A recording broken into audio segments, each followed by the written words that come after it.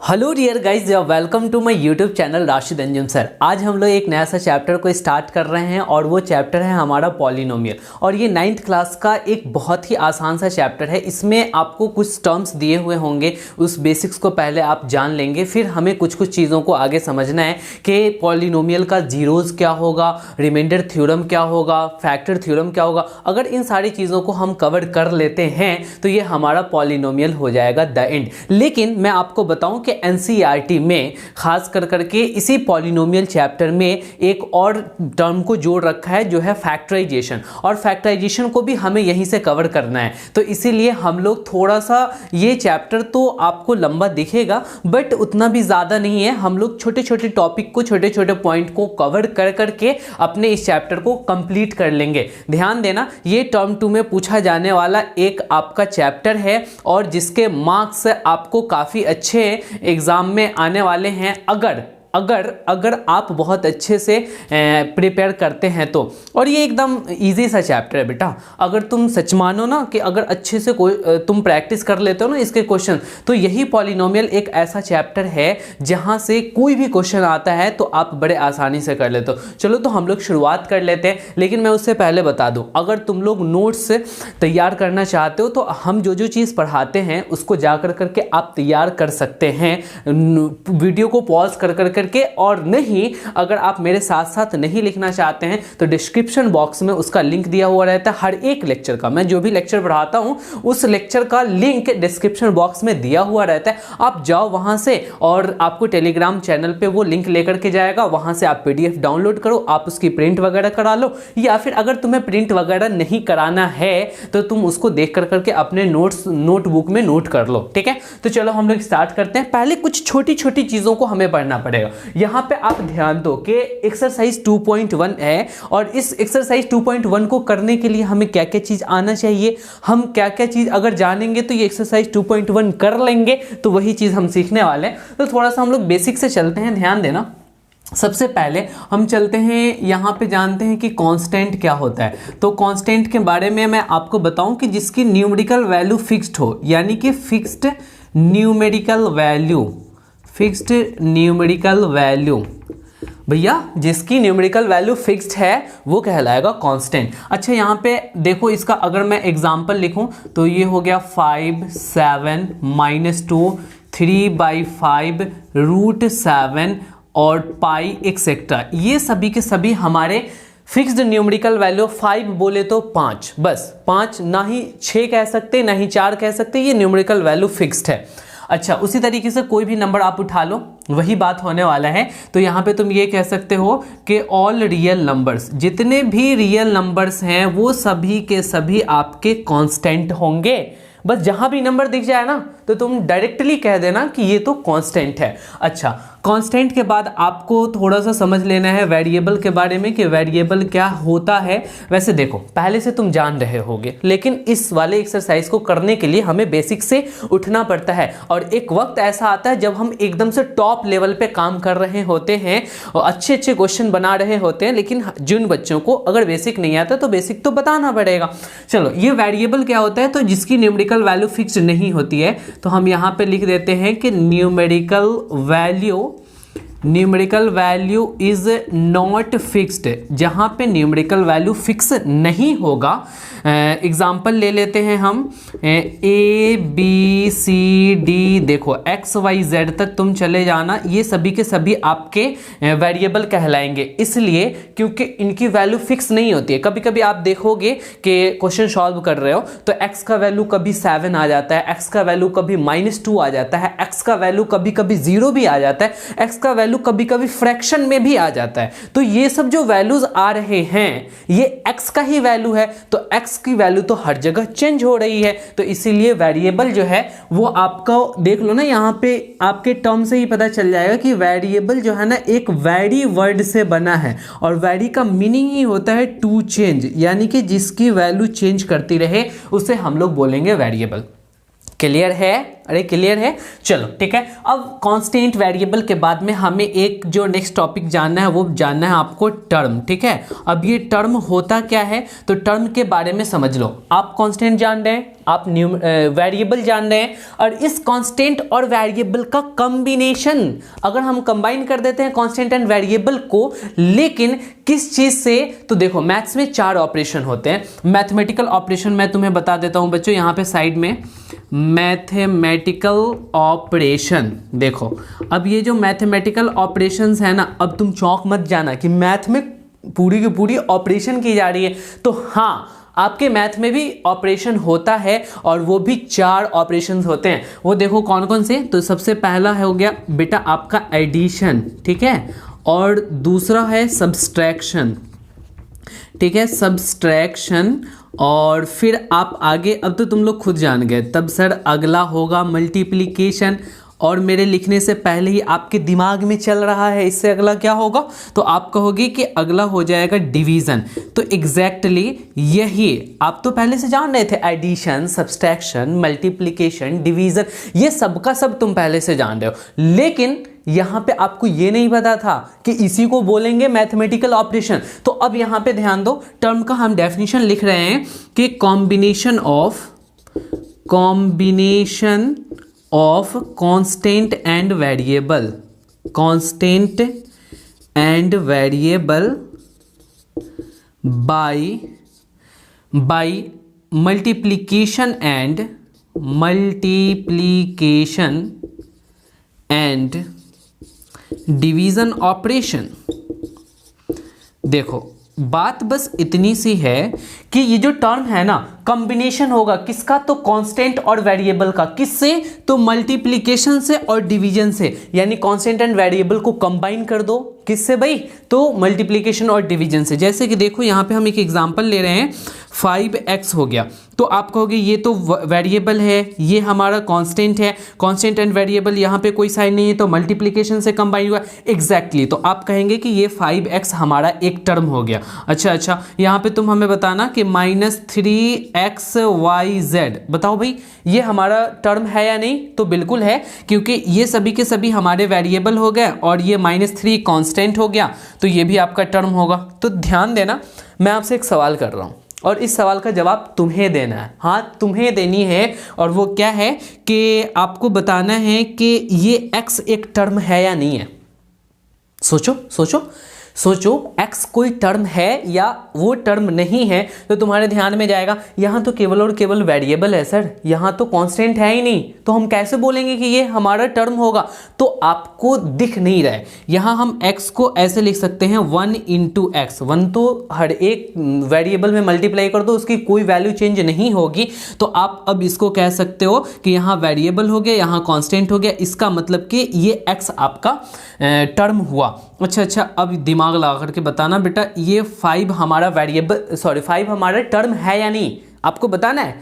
तो यहाँ पे तुम देखोगे कि 5 जो है उसमें केवल और केवल कांस्टेंट है, बट यहाँ तो कोई वेरिएबल है ही नहीं। उसमें तो सर नहीं दिख रहा था, बट यहाँ तो बिल्कुल दिख रहा है कि यहाँ कोई वेरिएबल के फॉर्म में है ही नहीं, तो इसलिए 5 टर्म नहीं होगा। लेकिन सुनो मैं तुम्हें बोल रहा हूँ कि ये होगा, ये टर्म होगा, इसलिए क्योंकि यहाँ पे देखो, ध्यान दो, ये 5 को हम लिख सकते हैं 5x⁻0, और तुम्हें पता है कि x⁻0 की वैल्यू 1 होती है, यानी कि 5 में तुम 1 से मल्टीप्लाई कर रहे हो। एग्जैक्टली यहाँ पे ये कांस्टेंट हो गया, ये वेरिएबल हो गया, तो आपका 5x⁻0 यानी कि ये 5 भी आपका एक टर्म हो गया। तो यहाँ से ये कंक्लूजन निकला कि अगर कोई वेरिएबल है तो वो भी टर्म है, अगर कोई कांस्टेंट है तो वो भी टर्म है। तो हम यहाँ पे लिख लेते हैं कि ऑल वेरिएबल एंड कांस्टेंट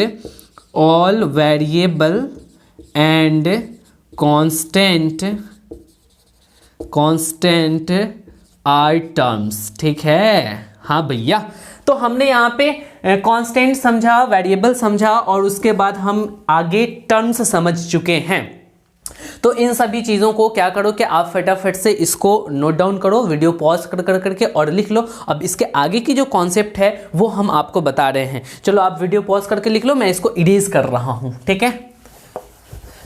देखो है बड़ा आसान, लेकिन अगर तुम उसको एंजॉय करते करते पढ़ोगे ना तो तुम्हें बहुत मज़ा आने वाला है। और तुम अगर प्रेशर लेकर के, बर्डन लेकर करके पढ़ रहे हो कि हमें ये चैप्टर कंप्लीट करना है, ठीक है, तरह तरह के आपके दिमाग में बातें चल रही है, तो वो सच में आपको डिफ़िकल्ट लगने वाला है। ठीक है, कोई भी काम को आप एंजॉय करके करो, ठीक है, बड़ा मज़ा आएगा। बट आप क्या करो ना कि प्रेशर ले लिए, ठीक है, इतना ज़्यादा प्रेशर ले लिए कि तुमको संभाला ही नहीं जा रहा है, तो टेंशन जैसा लगने लगेगा कि ये मुझे करना है, अगर नहीं किए तो फिर गड़बड़ हो जाएगा। आपको ये सोचो कि हमें ये चीज़ सीखना है, और एक नया चीज़ सीख जाएंगे तो मेरे अंदर एक नई वैल्यू ऐड हो जाएगी और हम उस चीज़ को जान रहे होंगे। कहीं भी अगर बताने की ज़रूरत होगी, कहीं भी उसको लिखने की और एक्सप्लेन करने की ज़रूरत होगी तो हम उसको एक्सप्लेन कर देंगे। ये आप मेंटेलिटी बना के चलो, ठीक है, तो देखना कि वो चीज़ बहुत आसान लगेगी। अब हम लोगों ने कांस्टेंट, वेरिएबल एंड टर्म सीख लिया। अब ये बहुत इंपॉर्टेंट है, अलजेब्रिक एक्सप्रेशन। अब हम लोग देख रहे हैं कि अलजेब्रिक एक्सप्रेशन क्या होता है, तो अलजेब्रिक एक्सप्रेशन के बारे में जान लो। आपने तो टर्म्स देख लिया, अब टर्म्स का कॉम्बिनेशन करेंगे, और किससे, तो एडिशन और सब्सट्रैक्शन से। तो पहले हम डेफिनेशन लिख लेते हैं कि combination of constant and, sorry यहाँ कांस्टेंट नहीं लगाना है बच्चों, यहाँ पे टर्म्स का कॉम्बिनेशन होगा। Combination of terms by addition and subtraction operation. ये लो भाई, हमने बड़ी मेहनत कर करके इसकी डेफिनेशन लिख दी। अब क्या है कि इसको समझने की जरूरत है कि combination of terms by addition and subtraction operation. देखो हम एक एग्जांपल ले रहे हैं, अगर हम यहाँ पे बोलते हैं 5x + 3, तो आप कहोगे यस सर ये हमारा टर्म है, 5x भी हमारा एक टर्म है, और दोनों का कॉम्बिनेशन किससे है, एडिशन से। इसका मतलब कि 5x + 3 हमारा एक अलजेब्रिक एक्सप्रेशन होगा। अच्छा, कहीं पे मैंने ऐसे लिख दिया कि 3x² + √2x और -7।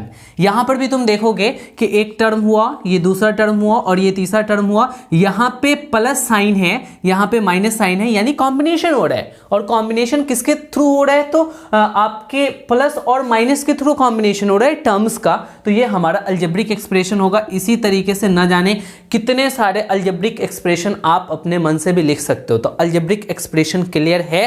तो अब इतना जानने के बाद आपको पता है, अब आप आते हैं इस चैप्टर पे, पॉलिनोमियल पे। अब हमें इस लेवल पे पहुंच गए हैं कि अब हम पॉलिनोमियल को समझ सकते हैं कि पॉलिनोमियल क्या होगा। लेकिन मैं इससे पहले एक और चीज आपको बता देना चाहता हूं जो आपको आगे चल कर करके यूज होगा, तो वो है आपका बेटा कोएफिशिएंट। कोएफिशिएंट को पहले समझ लो, पॉलिनोमियल को समझने से पहले। ये कोएफिशिएंट क्या होता है, तो ये जो है ना एक्चुअली मल्टीप्लिकेटिव फैक्टर है। मल्टीप्लिकेटिव फैक्टर, सर आपने तो लिख दिया मल्टीप्लिकेटिव फैक्टर, बट मुझे समझ में नहीं आया। तो हम वही काम तो कर रहे हैं, आपको समझाने का काम कर रहे हैं। तो ये मल्टीप्लिकेटिव फैक्टर क्या होता है, आप यहाँ पे देखो, बता रहा हूँ कि आपने लिख दिया बेटा 5x। तो अब यहाँ पे आप देखोगे कि x के साथ कौन सा नंबर मल्टीप्लाई है, तो 5 मल्टीप्लाई है। इसका मतलब कि यही आपका कोएफिशिएंट हो जाएगा।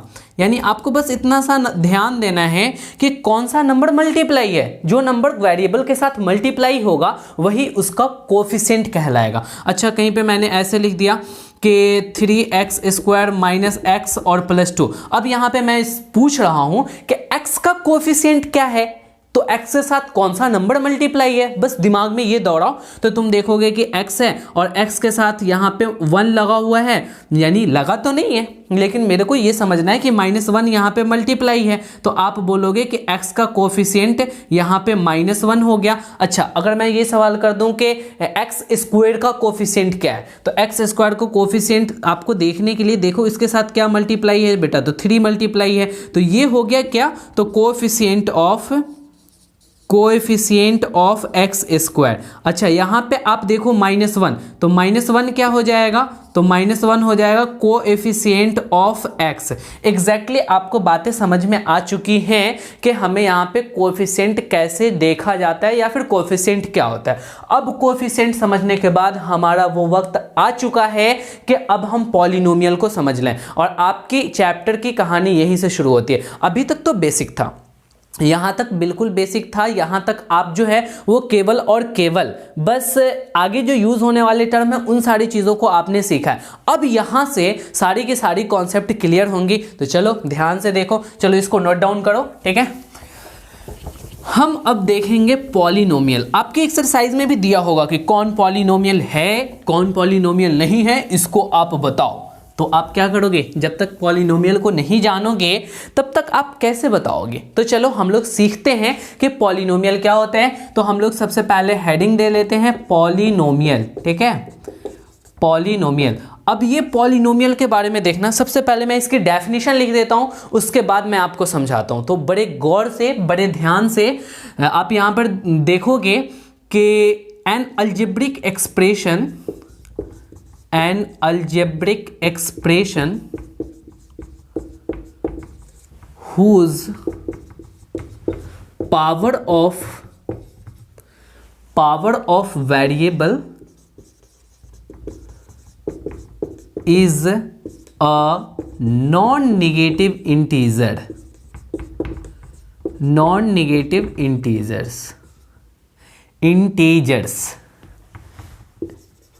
ठीक है।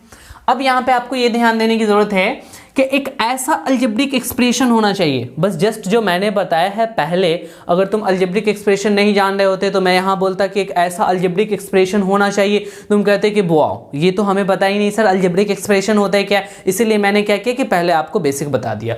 एक ऐसा algebraic expression whose power of variable, यहां पे ध्यान देना, वेरिएबल का पावर नॉन निगेटिव इंटीजर होना चाहिए। अब यहां पे बात आकर के फंसते हैं कि नॉन निगेटिव इंटीजर क्या होगा।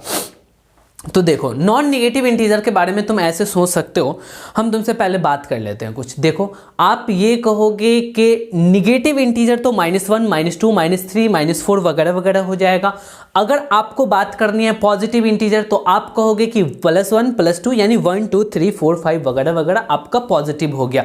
बट यहाँ नॉन निगेटिव लिखने का क्या मतलब है, तो आप ऐसे सोचोगे कि नॉन निगेटिव मतलब कि जो निगेटिव नहीं हो, तो आपके दिमाग में बातें क्लिक करेंगी जो पॉजिटिव वाला हो, यानी पॉजिटिव वाला 1, 2, 3। तो भैया वो पॉजिटिव अगर उसको बताना होता तो वो डायरेक्टली नहीं कह देता कि पॉजिटिव इंटीजर ले लो। यहां नॉन निगेटिव कहने का क्या मतलब है, तो बिल्कुल यहां पे आकर के समझो नॉन निगेटिव और निगेटिव, पॉजिटिव और नॉन पॉजिटिव का मतलब क्या होता है। मैं थोड़ा सा तुम्हें समझा देता हूं। यहां पे देखो सबसे पहले तो तुम्हें समझ में आ रहा है कि पॉजिटिव का मतलब हो जाएगा एग्जैक्टली 1, 2, 3 वगैरह वगैरह, ठीक है। और अगर मैं बात करूं निगेटिव का, तो निगेटिव के जगह पे आप चले जाएंगे -1, -2, -3, ठीक है, एक्सेट्रा, ठीक है। अगर आपसे यहां पे बात कर ले बेटा नॉन पॉजिटिव, तो नॉन पॉजिटिव के जगह पे आपको देखो वैसा जो पॉजिटिव नहीं है, तो पॉजिटिव नहीं है तो वो निगेटिव है, यानी कि -1, -2, -3, ठीक है, एक्सेट्रा। लेकिन मैं इसमें एक और मेंबर को शामिल कर रहा हूं, वो है आपका 0।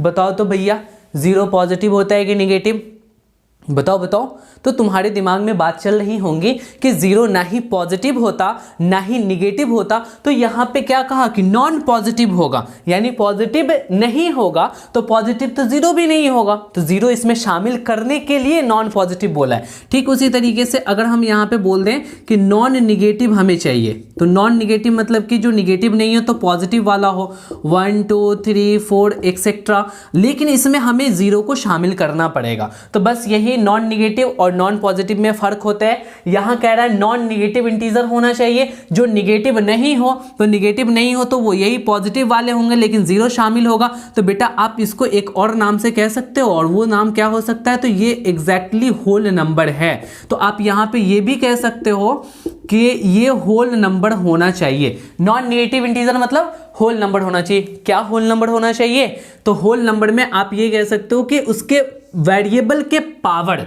जो वेरिएबल का पावर है ना, वो हमारा होल नंबर होना चाहिए। तो अब हम चलो एग्जाम्पल लेते हैं और एग्जाम्पल से समझते हैं। हमने ऐसे लिख लिया कि 5x cube plus 3x square minus 2x plus 4। यहाँ पे आपको हर जगह पावर ढूंढना है और पावर ढूंढ कर करके चेक करना है कि वो पावर हमारा होल नंबर है। अगर होल नंबर है तो वो हमारा पॉलिनोमियल होगा, अगर वो होल नंबर नहीं है तो वो हमारा पॉलिनोमियल के कैटेगरी से बाहर छट जाएगा। तो हम यहाँ पे देखते हैं, ये है आपका वेरिएबल, तो वेरिएबल का पावर कितना है, +3 है। हाँ, होल नंबर है, चलेगा। अच्छा, यहाँ पे क्या है, वेरिएबल x है तो इसका भी पावर 2 है, चलेगा। यहाँ पे x है वेरिएबल, इसका पावर कुछ नहीं है बेटा, तो 1 है। और यहाँ पे क्या है, कुछ है ही नहीं, यानी x का पावर 0 है, तो ये भी 0 भी तो चलेगा। तो एग्जैक्टली अब आप कहेंगे कि यस सर, ये जो है वो हमारा पॉलिनोमियल हो जाएगा। क्यों? क्योंकि इसके पावर नॉन निगेटिव इंटीजर्स हैं, यानी कि होल नंबर्स हैं। अच्छा, हम आपको दूसरा दे रहे हैं, आप बताओगे यहाँ पे कि 3x क्यूब माइनस √2x और प्लस में 7। आपको बताना है कि ये पॉलिनोमियल है कि नहीं। तो अब आप देखोगे कि यस, यहाँ जो वेरिएबल x है इसका पावर 3 है, चलेगा।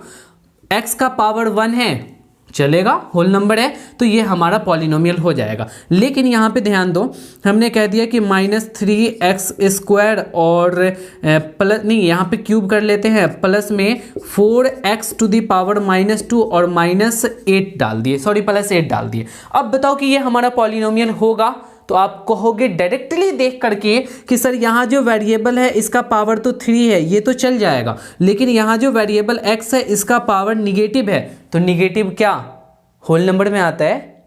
अरे नहीं ना आता होल नंबर में। तो हम यहाँ पे इसको कहेंगे कि सर ये पॉलिनोमियल की कैटेगरी से बाहर जा चुका है, और इसलिए क्योंकि power of variable is negative, power of variable जो यहाँ पे आपने बेटा वेरिएबल लिखा है इज निगेटिव हो गए उसके पावर, ठीक है। इसीलिए ये हमारा वेरिएबल पावर होने की वजह से हमारा पॉलिनोमियल नहीं हुआ। अच्छा, यहाँ पे हम एक एग्जांपल लेते हैं कि x स्क्वायर, यहाँ पे हम ले लिए, देखो यहाँ पे x स्क्वायर अब प्लस में 1/x क्यूब। अब ज़रा दिमाग लगा करके बताओ कि ये हमारा पॉलिनोमियल है कि नहीं।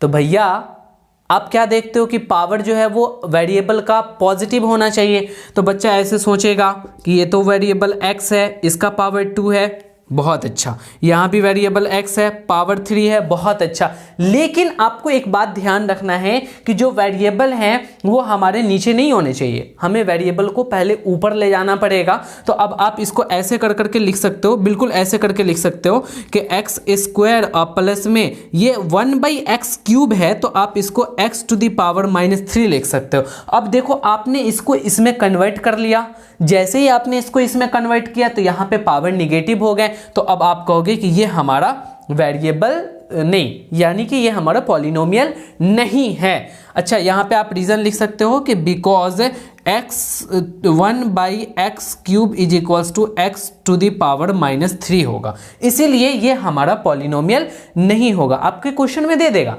बोलेगा कि which of the following is a polynomial and which is not. तो आप क्या करोगे, बस उसके पावर को देखोगे कि पॉजिटिव है या निगेटिव है। अगर केवल और केवल होल नंबर को छोड़ के कुछ भी हो तो डायरेक्टली आप कह दोगे कि ये बिल्कुल भी पॉलिनोमियल नहीं होने वाला है। अच्छा, हम और भी एग्जांपल ले लेते हैं।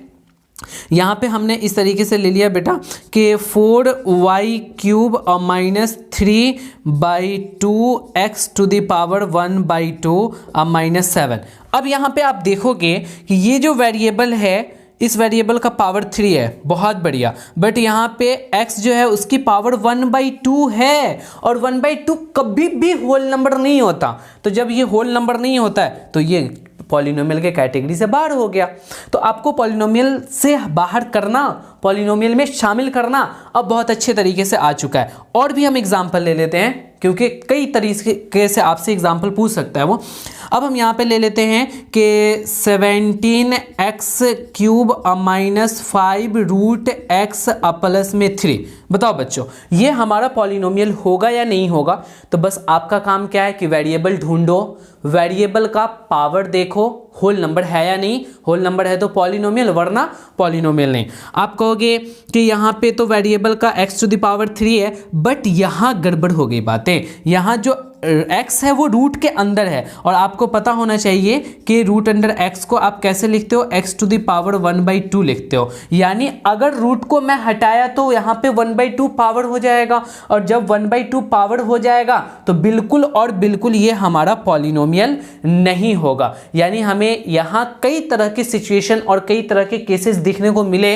वो कौन सा, कि अगर आपका पूरा का पूरा जो है पॉलिनोमियल में वेरिएबल का पावर अगर होल नंबर है तो पॉलिनोमियल हुआ, यहाँ भी हर एक वेरिएबल का पावर होल नंबर था तो पॉलिनोमियल हुआ। यहाँ जैसे ही आपके पावर में निगेटिव आ जाए पॉलिनोमियल नहीं होगा।